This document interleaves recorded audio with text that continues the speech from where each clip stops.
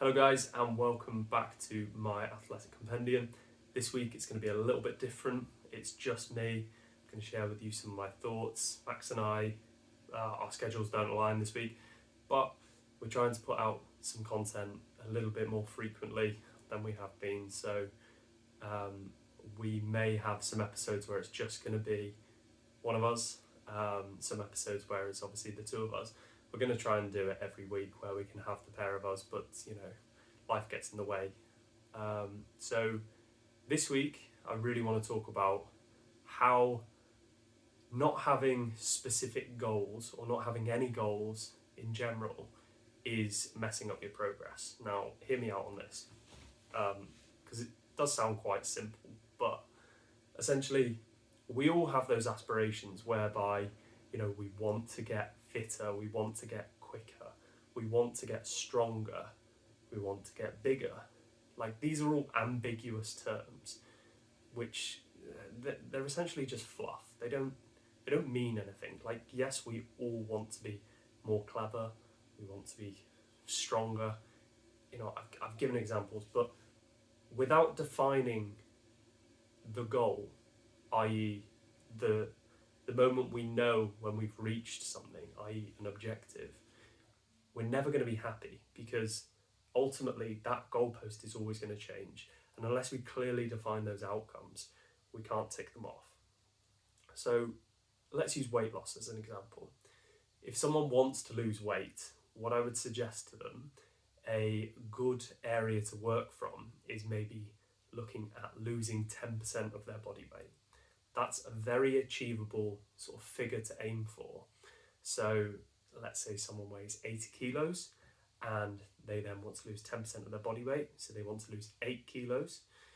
The best way you can do this is, having a defined outcome, so where you want to get to, but also using, I'm sure most of you have heard, or we might have even spoken on this podcast before, about setting SMART goals. And the reason why they're talked about so much, but used so infrequently, the reason why they're talked about so much is because they are effective, but they're used so infrequently. People know they should be using them, but don't. So SMART goals stand for, specific. So the goal should be specific, and this is, the 10 kilo or the 10% body weight that we're aiming for. That's specific. Next is M, so that needs to be measurable. So we need to be able to measure that, so we can say we've either achieved it or not. We'll shoot back to that weight loss example again. But A stands for achievable. Is it realistic?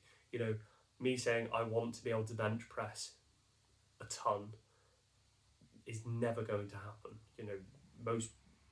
I don't know what even the world's strongest man can bench, but it's not even 500 kilograms. So setting myself a goal whereby, I want to shoot for a double world record bench press is not going to happen. The next one is relevant. And is it relevant to what you actually want to achieve? Is it actually going to help you with your long-term goals? And timely means you're setting a defined end point where you want to achieve something by. So with our weight loss example, if someone wants to lose weight, it's better to say, even if they want to, go from 80 kilos down to 50, it's better to have a short-term goal and a long-term goal. So the long-term goal could be that they want to be 50 kilograms, so they want to lose 30 kilograms. It's better to have a short-term goal where you say, I'm going to strive for a 10% weight loss, which would be 8 kilograms, and I want to achieve that in a realistic time point, and we know that a healthy weight loss is about 1 kilo per week, so we could say 8 kilogram weight loss could be achieved over 8 weeks or 2 months. So now we've got specific. We're going, I want to lose 8 kilograms. SM. M is measurable, so that is measurable. Can we define that we've lost 8 kilograms? Yes, we can. Is it achievable? Yes. 8 kilograms, we've already said that 1 kilogram weight loss per week is achievable and it's healthy. Realistic, Can we do that? Yeah. And is it timely? Yes, we're measuring that over 8 weeks. Therefore, you have a goal which is defined, and you're way more likely to achieve that once you've defined your goals.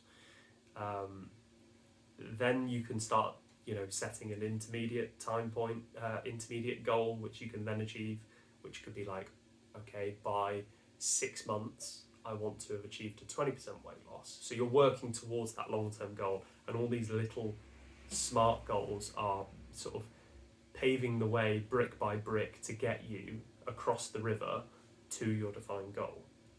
So it's great to have that ambiguous, I want to have a lower weight. But until you actually define those goals and tick them as objectives, step by step, then you're never going to achieve said goal. You've got to break those big goals down and define them, use SMART goals as your tool, and have intermediate steps, so a short-term goal, a medium-term goal, and a long-term goal.